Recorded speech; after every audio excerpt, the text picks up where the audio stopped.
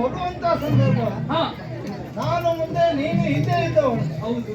ಇದೀಗ ನಾವು ಬರುತ್ತಿರುವಂತ ಸಂದರ್ಭದಲ್ಲಿ ನೀನು ಮೊದಲೇ ಹಾಗೆ ಮುಂದೆ ಮುಂದೆ ಹೋಗಿ ನಾನು ಮುಂದೆ ಹೋಗಿ ಹಾಗೆ ನಮ್ಮ ಹತ್ರ ನಡೀಲಿಕ್ಕೆ ಆಗುವುದಿಲ್ಲ ಅಂಬೆ. ಯಾಕೆ? ನಮಗೆ ವರ್ಷ ಎಷ್ಟು ಗೊತ್ತಾ ಈಗ?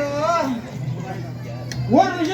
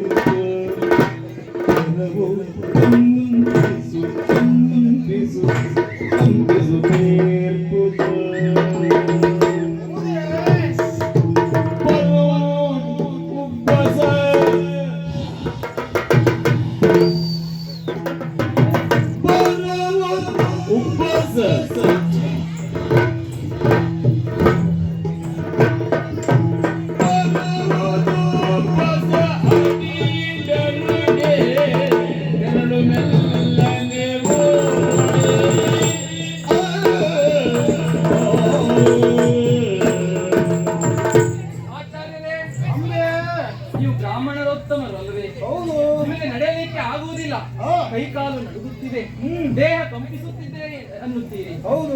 ವರ್ಷ ಎಷ್ಟಾಯ್ತು ಅಂತ ಬೇಕಲ್ಲ? ನನ್ನ ವರ್ಷವ 20.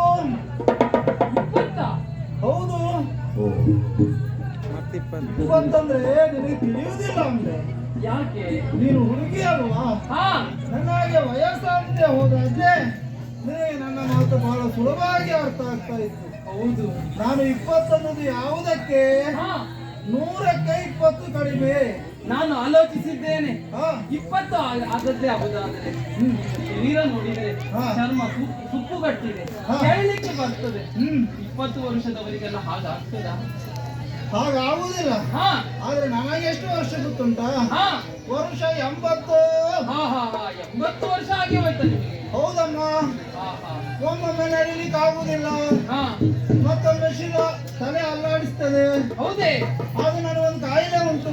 ಯಾವ ಕಾಯಿಲೆ? ಜೋರಾಗಿ ನಡೆದಾಗ ಉಪವಾಸ ಬರುವುದು, ತದನಂತರ ಕೆಮ್ಮ ಬರುವುದು. ಹೌದೇ? ಈ ಉಪವಾಸ ಕೆಮ್ಮ ಹೊಡೆದಾಡ್ತಾವೆ, ನಾವು ಕೆಳಗೆ ಬೀಳುವುದು. ಅಯ್ಯಯ್ಯೋ ಅಂಬೆ, ಈ ವಯಸ್ಸಾದವರಿಗೆಲ್ಲ ಕಾಯಿಲೆಗಳು ಬರುವುದು ಸಾಮಾನ್ಯವಾದವೇ. ಆದರೂ ಇಂತಹ ಕಾಯಿಲೆಯನ್ನು ಇಟ್ಟುಕೊಂಡು ಯಾಕೆ ಭೀಷ್ಮಾಚಾರ್ಯರಲ್ಲಿ ನನ್ನನ್ನು ಕರೆದುಕೊಂಡು ಹೋಗುತ್ತೀರಿ ಎಂದ್ರಿ? ಕಾರಣ ಉಂಟಮ್ಮ. ಏನ್ ಕಾರಣ? ರಾಜಾಜ್ಞೆಯನ್ನ ಮೀರುವ ಅಧಿಕಾರ ನಮಗುಂಟೆ ತಾಯಿ.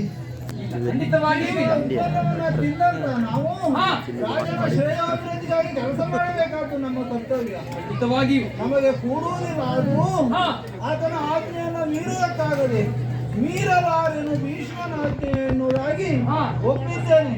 ನನಗೆ ಬರ್ಲಿಕ್ಕೆ ಆಗುದಿಲ್ಲ. ಇನ್ನು ಸ್ವಲ್ಪ ಬನ್ನಿ ಬನ್ನಿ, ನನಗೆ ಹೋಗ್ಬೇಕಲ್ಲ. ಆಗುದಿಲ್ಲಪ್ಪ. ನೀವು ಬರ್ಲೇಬೇಕು ಅಂತ ಆದ್ರೆ, ನಾನೇ ಬರ್ಲೇಬೇಕು ಅಂತ ಆದ್ರೆ ನನ್ನ ಕೈ ಹಿಡಿ.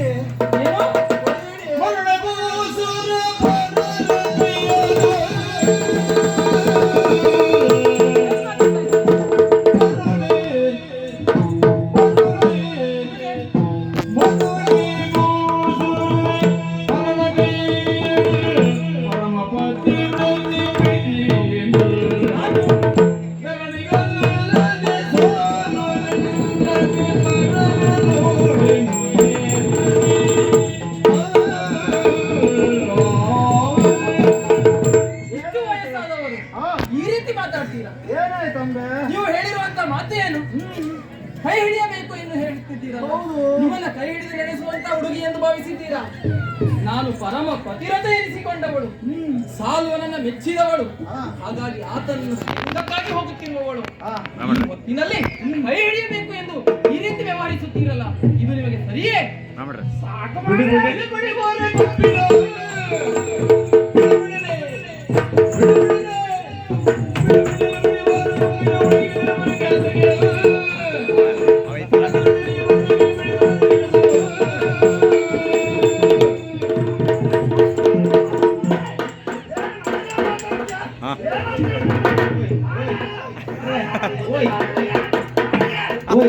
ಸಮಾಧಾನ ಅಂಬೆ ಅವರಲ್ಲ ಅಂಬೆ ಆ ಕಡೆ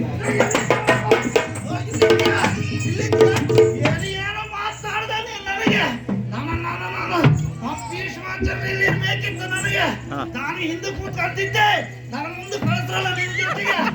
ಈ ಶಿವಾಚಾರ್ಯರು ಎಂತ ಚಪ್ಪಲ್ವಾ